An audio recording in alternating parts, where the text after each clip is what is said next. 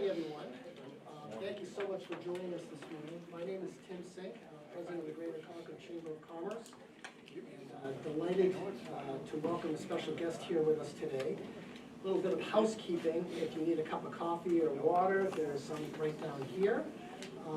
And also let you know that we are live streaming this event, and it will be available on YouTube afterwards if you know people that would like to be a part of this and see the presentation. So again, thank you all very much for coming. I'm really pleased to have the Consul General of Portugal with us today from Boston, Tiago Araujo. I think I got that close. John was coaching me on that the other day, so I really appreciate that. And I thought it would make sense before we got into presentations to go around the room and do some introductions. Makes sense? I guess we'll start. John Madden, I'm from Irish Electric. And a member of the Chamber Board as well. Tom Furtado, I'm with Catch Neighborhood Housing, we build affordable housing, and I'm also a member of the Chamber Board of Directors. Carolyn Holman, World Affairs Council. Carolyn Richard, World Affairs Board. Does your name have to be Carolyn to be on the board? It helps. It helps. My name is Byron Champlin, I'm the mayor of this fine city, and I welcome the Consul General to Concord. My name is Carlota Almeida. I work with John Luis Carno, and I'm Portuguese, so I'm here offering moral support. Good morning, Gary Miller from Unitil, local electric distribution company, and also a member of the Chamber Board. Jaime Simões, cidadão nacional. Oh, sure. Only I speak Portuguese. Good morning, Patrick Tompkins, President of NHTI, the local community college, and a member of the Chamber Board. Hi, good morning, Patrick Miller. I'm with Helms & Company, we're a healthcare consulting company here in Concord, and I'm one of the partners. Good morning. Good morning and welcome. I'm Larry Haynes, President of the Dobroni Automotive Group and part of the Chamber Board. Great to have you here. Chairman of the Chamber Board. Doreen Baker, I'm here as a guest. Aaron Baker, as a guest. I'm Amy Bassett, the Director for the Small Business Administration here in New Hampshire. I'm Donald Marchand. I'm a board member of the World Affairs Council here in New Hampshire. I'm Adam Boltic. I head the International Office with the Department of Business and Economic Affairs. I'm Emily Marsh, Creative Director at the Greater Concord Chamber of Commerce. Emily's going to take some photographs of us, so Don't pretend you don't know this. So thanks, Emily. I'll introduce our guest, and there'll be a brief presentation, and we'll have some time for Q&A after that, so don't be shy. And I should mention that very much looking forward. We've got a trip to Portugal planned, a group travel trip through the Chamber. John sort of nudged us in the right direction, and we've got this very interesting trip coming up in September, so looking forward to that very much. But by way of introduction, we're going to keep this very short. Tiago is the Consul General of Portugal in Boston. He has a degree in Business and Public Administration from the University of Lisbon and an MA in Political Science and International Relations from the Portuguese Catholic University. He has been a career diplomat since 2005, and some of his past posts, he served as Deputy Diplomatic Advisor to the Prime Minister from 2017 to 22. He was Deputy Head of Mission at the Embassy in Vienna from 2014 to 2017. Served as First Secretary at the Embassy in London from 2014 to 2017. Department of Economic and Technical Affairs from 2008 to 2009, and Department of Consular Affairs and Portuguese Communities from 2005 to 2007. So we're very delighted to have you here, Tiago, and I'm going to turn this over in a brief presentation. Thank you. Thank you so much, Tim. Thank you for welcoming to Concord. And in particular, Jaime Simões and Tim, who facilitated this meeting. I already visited several times New Hampshire, so always a pleasure to return. I'll try to return in the summer as well to the good weather. I arrived around 2.5 years ago to Boston, covering all this region, not only the greater Boston area, but New Hampshire, Vermont, and Maine. I said that the first Consul General arrived in this part of the US in 1822, so more than 200 years ago, and not that many decades after the independence. And I think that reflects the importance of this region of the US to Portugal. I have a presentation, but I'll keep it very simple. I will highlight a few, 2 or 3 slides, and then you, of course, Tim is, I'm happy if you could share it with anyone that is interested in having the presentation. And then I will be even more interested to have a more interactive session and have questions for you and try to understand what your interests are in Portugal. I think the most important slide of the presentation is this one, where we see where we are there, Portugal. We're I assume that most of you know where Portugal is, a little bit of history, but I'll just say that we are, as a country, we were founded in the 12th century, so we're a long history, and we have our borders more or less the same in the European continent since the 13th century. So we're a very stable country, a country that will have a crisis of identity. So that makes it a very stable, a very peaceful country. We are there in Western Europe. You can see that for most of our history, we only had a border with Spain. It was Spain that blocked our way to mainland Europe. So we had only one escape, the sea, the ocean. And that is that marks our identity. So we had Spain, we have our border. For a part of our history, that the relations with Spain were not easy. Currently, they're very good, very good. It's part of our entry into the European Union that I can discuss later. But we only have the ocean to connect us to the world, and that was sort of an advantage. We started developing relations with, of course, with Africa, with Asia, with America, and now we are there. If you see, you're the closest country from the mainland U.S. from this part of the U.S. So that made it easier for the Portuguese to migrate to the U.S. We have currently around 1.5 million Portuguese, according to the official statistics, in the U.S. Of those, around 500,000 are in New England. Here in New Hampshire, according to statistics, around 20,000 that are identified as Portuguese. But it's difficult to know if it's more Portuguese. So, so we're part of the European Union since 1986. So we're a gateway to the European Union with a market of 500 million consumers in the EU. We were present in Southern America, Africa, and other places of the world. So the Portuguese-speaking world is somewhat different from other language-based communities, because we are 9 countries that speak Portuguese, but they are all scattered throughout the world. There are no 2 contiguous Portuguese-speaking countries. So no Portuguese countries have borders with other Portuguese countries, which is very, very unusual. We have Angola, Mozambique, Guinea-Bissau, Cape Verde, of course Brazil, which is a powerhouse. It's growing very, very fast. We have East Timor in Asia. And relations are quite good currently. I can also speak about our recent history. We are celebrating now the 50 years of democracy. After we had 48 years of dictatorship, that was also linked to colonialism, of course.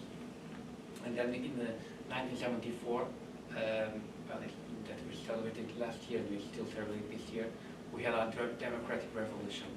And that opened up the way to decolonize, of course, to give independence to the 5 Portuguese-speaking countries in Africa, and for us also to enter the European Union. That was a boost in our, not only to our democracy, to guarantee our democracy, but also our development. The country is totally different. I was born 4 months before the revolution, the democratic revolution. So my generation greatly benefited from that positive development. And the country's, I think, growing.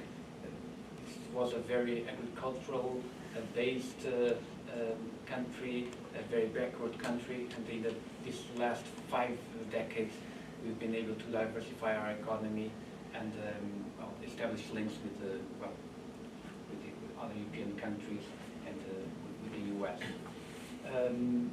I would just say that, of course, we are one of the safest countries in the world. No great political risk. Elections are held regularly, of course, very stable from transitions of power, as happens in most European countries. But very safe, very safe country, very welcoming country.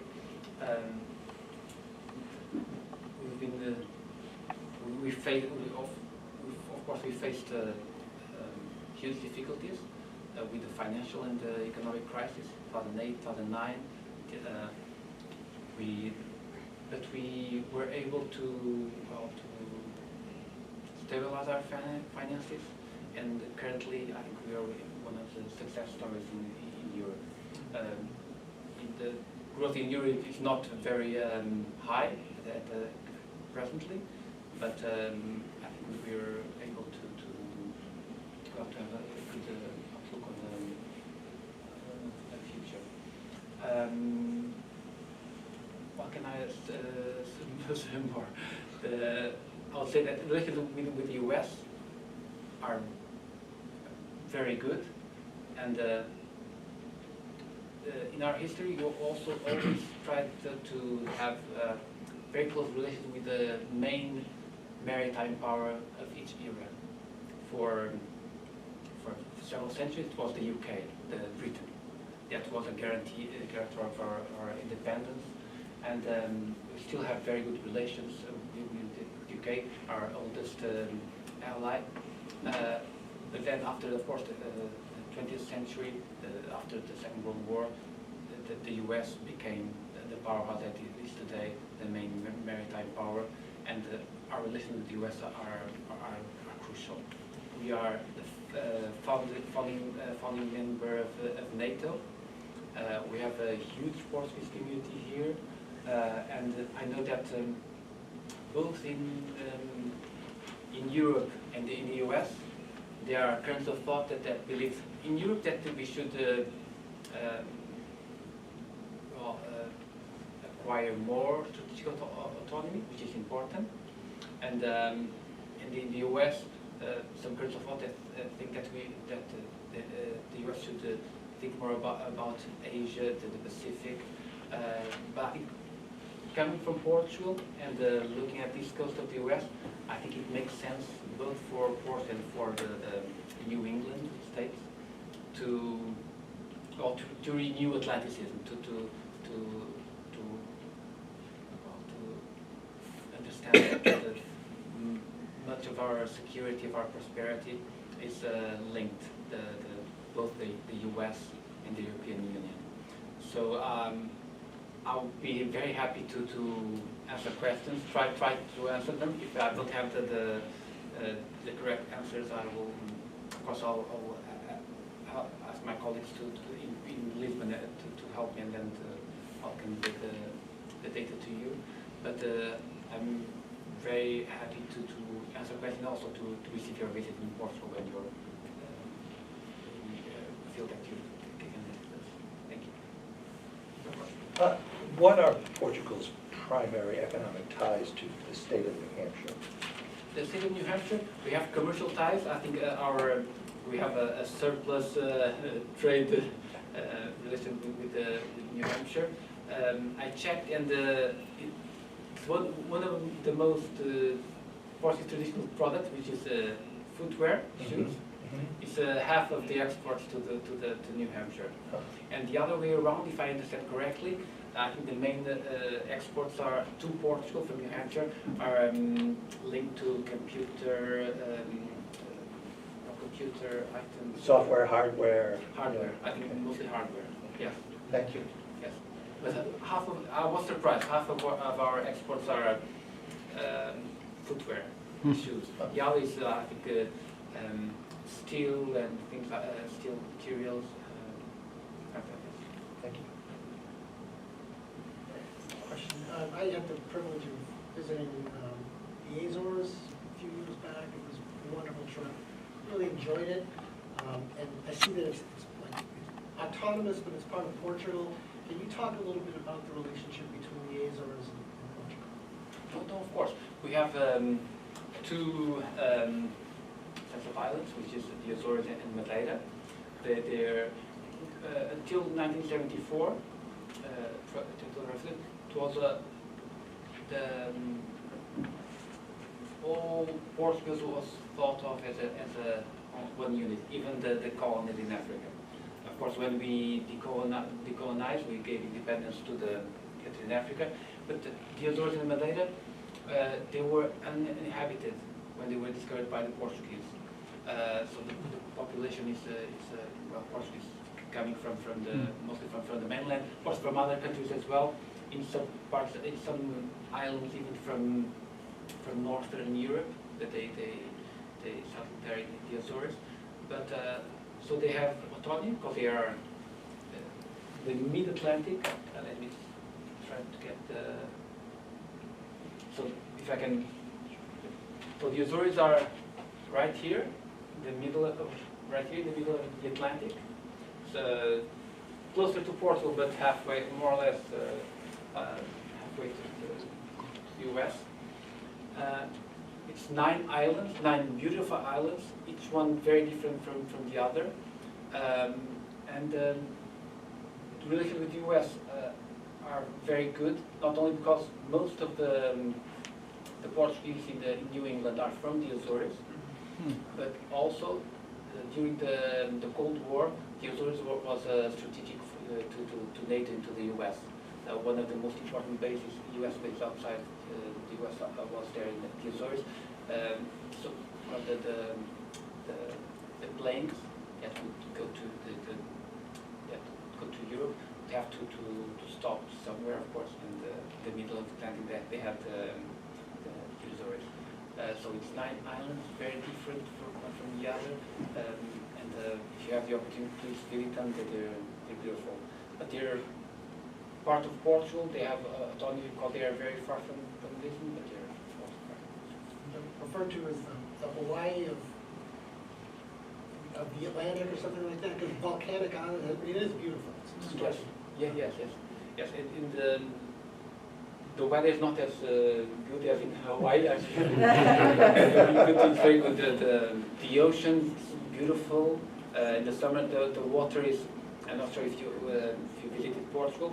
Portugal has the beaches in Portugal are incredible, but the water is a bit cold. But in the Azores, it's warmer than in the mainland. So it's nice. You mentioned that the economy was diversified after democracy. What is the main industry? What's the primary industry of Portugal?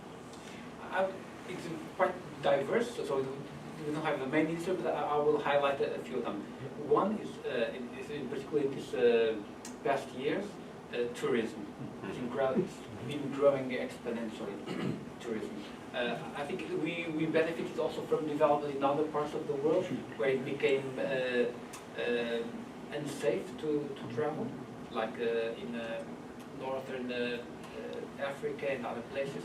So we benefited from that and from I would say in the last 5 years, 10 years, Portugal became one of the most popular countries in the world. I'm not sure exactly why, but people not only... Just saying. I didn't pay him, no. You can send me the check later. It's not only for tourism, not only people visiting, people moving there to live, to work from there. Well, in Boston, I received a visa application, of course, from many Americans that are moving to Portugal to work from there. And I think it's the best of two worlds. If you can live in Portugal and have a US salary, that it's perfect. For the Portuguese, it's hard. On a recent list of the top 100 places in the world from which to work remotely, Madrid was #1, Lisbon was #2, Concord, New Hampshire was number 23. Pretty close. Pretty close. Yeah, because I think the lifestyle is good. The cost of living is still low compared to the US. House prices are going up because of the pressure of people moving to Portugal. That makes it a little bit harder at least for the locals. But I think it's still a good place to live. And also, in particular, the major cities like Lisbon and Porto. Lisbon, Porto, Braga, Coimbra, they've been also developing innovation and technology hubs. It's not only the Portuguese that are there, linked to the universities, but also people from abroad that are moving there that help to create that technological hubs, innovation hubs. For purchasing property, are there residency requirements? No, no, you can acquire property even if you're not a resident. There are lots of, even in Lisbon, part of the pressure is that not all of the properties in the hand of people that live there, so that creates some challenges. Yes, for the first. Of course, we had some programs in the past that you would call the golden visas, where you would be able to you would need to live there permanently in Portugal to have the right of residency if you acquire the property there. But that created the challenges to the market, so that was it's not possible anymore in the major cities to have that golden visas based on the acquiring property. But of course, we have our major cities are beautiful: Lisbon, Porto, Braga, Évora, the Algarve. But the rest of the country is also very welcoming, and there are lots of people moving to other places outside the major cities. The Algarve, of course, traditionally, many British, many Germans live in the Algarve, but even other remote parts of Portugal, in particular people from the northern Europe that enjoy living more in isolation, they go to this area of the country. Sorry, I mentioned tourism, but other areas, for instance, automobile industry. We have not only from the VW, Volkswagen, the factories, but from other companies, and of course technology, which is trying to improve our the value added of our products. Thank you. Do you have major shipping facilities? Yes. We have deep water ports. One of the most important one, the south of Lisbon, Sines, is becoming a hub for oil and gas, all kinds of goods, and to transport not from goods from North America to Europe. Sines is becoming a huge hub. As we have it in Lisbon, Porto. Yes, we have several important ports in Portugal, and our ports are the closest ones to the US. So for us, it makes sense to expand our ties with the US. The maritime routes coming from the Panama Canal, of course, from the US, stopping in Lisbon and take the goods, the gas, to the young parts of Europe. I saw an article a couple days ago, our new president's talking about taking over Greenland. Didn't realize the strategic importance of that till I read this article talking about shipping and how it becomes a major route for China instead of coming around through the various canals and around the belt of the earth coming over the pole. Does Portugal fit into that anywhere? Well, the northern route, of course, we are part of the major international routes of commerce. Yeah, with climate change, I think the northern route is possibly will become more important in the future. I think our main advantage is being in Southern Europe, able to link with Northern Europe and Africa, and Latin America as well. So I wouldn't establish a direct link with the northern route, but of course all routes are, in theory, can be connected. But I think our main advantage would be to link the US and the ships coming from the Panama Canal to the center of Europe. One more maritime question, if I may.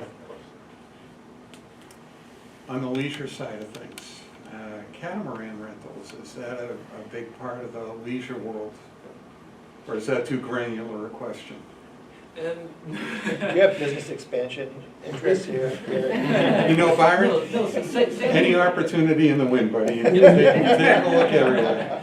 Catamaran is specific, I'm not exactly sure, but sailing, yes. There are lots of major facilities in Lisbon, south of Lisbon, the Algarve, around Porto. Yes, it's easy to rent sailing boats. I don't know if you know this, but the Portuguese were big sailors. Having been to New Bedford a couple of times, I kind of got that hint. But on the leisure market, certainly it's more active, and as there's more disposable income, seeing the growth of catamaran rentals around the world. And it's becoming an active area. I just don't know about Portugal. I see Croatia as a growing area. I can go rent a boat in Croatia for a week for $4,000, a 4-cabin catamaran. You know, it's a cheap vacation when you look at the big picture, especially when you start looking at the ease of getting there back and forth and the prominence in the tourism world of how easy it is to get there. It's just becoming an awareness, and, you know, where are the places to go, and, you know, the better places to be able to hook up and have a good time. Concerned about the relative proximity to Africa, and specifically Somalia, and the pirate activity in that area, because even in the leisure market, it does become an issue for a lot of sailboats and cats specifically. But you guys aren't anywhere, that's not an issue relative to you guys. And we have the Azores, of course. Traditionally, the sailing, the maritime sailing routes across the Atlantic, they stop in the Azores. Particularly Horta is very, very common for the sailing ships to stop there. And of course, the Atlantic is a bit difficult to sail in. It's not that easy as in the Mediterranean, but of course the Portuguese did that for centuries, and I'm sure that the foreigners that visitors can also enjoy the sailing there. Thank you. Tiago, I'm just interested, I'm in the automotive industry, and as we start to develop electric vehicles, what's the state of electric vehicles in Portugal these days? Yeah, I didn't mention that in the presentation, but of course Portugal doesn't have oil, gas, so I think that was somewhat of a blessing in my opinion, because we had to invest in renewables very early. We started investing in renewables in like 30 years ago, when it was quite expensive. But it paid off, because now we're one of the countries in Europe that are better in energy transition. The infrastructure for electric cars is very good. The country is not that big; it's medium size for European patterns. So you very easily find charging stations all over the country, and it's progressing quite well. It's one of the differences that I see when I drive here in the US. I rarely see an electric car. In Portugal, it's growing. Of course, it's not the most important part of the market yet. Still far from that, but it is progressing well. As regards manufacturing of cars, our biggest company, the present in Portugal, is Volkswagen. And I think in the future, I think we have to think about how we will convert the factories into electric vehicle production. But currently, still the mostly non-electric vehicles.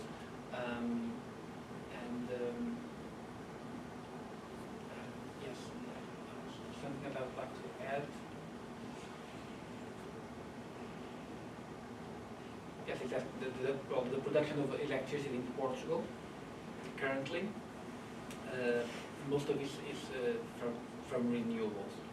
That also makes it easier to think about expanding the electric vehicles production and use. Thank you. Well, they also have when you buy a car in Portugal, they have a tax break when you buy an electric vehicle, right? We had an incentive to buy electric cars. For instance, for several years, we had charging stations in the country, and people could use it and not pay or pay very little. But of course, now the market is expanding. We can't keep the incentives for a large amount. Also, in Eastern Portugal and the Alentejo, they have a large lithium deposit, like one of the largest ones in Europe. Yes, not in Alentejo, but we have some of the most important lithium reserves in Europe, in particular in the north of Portugal. Oh, okay. In the north of Portugal, but in different parts of Portugal, but mainly in the north of Portugal. And that's one of the things that we're trying to develop. But it makes sense for us not only to mine the lithium, but to create a chain of value. Because simply to mine and export the lithium doesn't create that value for us. So we're trying to think of ways of creating a battery manufacturing chain in Portugal. I'm not sure how it will develop in the future, but we have the reserves, but we didn't start mining them yet.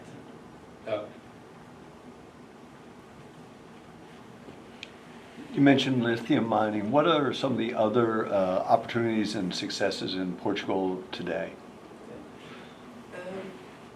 I would say one of the things that there are different areas, but one of the things that I find more interesting is that our universities have been developing very rapidly, and we're creating hubs of innovation and startups, very important in several parts of the country. In the past, the development was very highly concentrated in very traditional industries in the north, for instance. And now we're finding very interesting hubs of innovation in different parts of Portugal. For instance, there's a hub of innovation linked with the automotive industry in Braga, Minho, Braga, Guimarães, so north of Porto.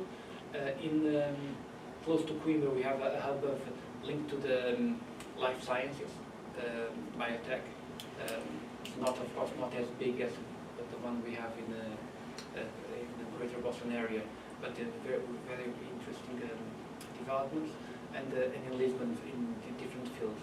So I would say that's quite interesting. It's not the largest part of our economy, of course, but for me it's one of the most interesting areas. Another one, the ocean, the blue economy. We try to invest heavily in that because I think we have one of the biggest maritime areas in Europe, not only because of mainland Portugal, because of the Azores and Madeira, and we try to develop that. I think we've got time for one more question. Sure. I was curious about workforce and labor. One of the challenges in New Hampshire, which we hear from small businesses, is there's not enough workers. And I was curious, growing economies and that, what the status was in Portugal. Yes, it's a very interesting question. Because we have our demographics are challenging. One of the countries in Europe with the lowest birth rate in Portugal, and we have traditionally the Portuguese travel all over the world. So we are 10 million inhabitants in Portugal and 5 million abroad. I know it's not popular, but personally, well, not only personally, I think it's one of the something that we have in Portugal, and we need migrants in Portugal, and we have been receiving them. Traditionally, we receive them from Portuguese-speaking countries. Lots of people from Brazil, from Angola, Mozambique, Cape Verde, but also the last, I'd say 5-10 years, people are arriving from other places in the world, first from southern Asia, particularly for agriculture, because agriculture is not as important as it was in the past, but we still have agriculture, and it's still an important sector. And it's difficult to find people to work in agriculture, and people are arriving where the jobs are, they come, of course. It's the same as the Portuguese here in the US. They came because there were jobs available, and they came starting from the 19th century, most to work in manufacturing. They came from the Azores, beautiful island. They didn't have any industry there, but they came to work in textiles and shoe factories, many of them along the Merrimack and other places in this region of the US. So it's challenging, but I think the Portuguese are becoming more highly skilled. So it's the natural progression of things. The Portuguese, also migration that we need in Portugal and Europe. Right, well, we are on a relatively tight schedule today, so first of all, thank you all for coming and joining us. Thanks to John for helping to organize this visit, and Tim from the World Affairs Council. Many of you are here representing that organization. Tiago, thank you so much. We really appreciate it.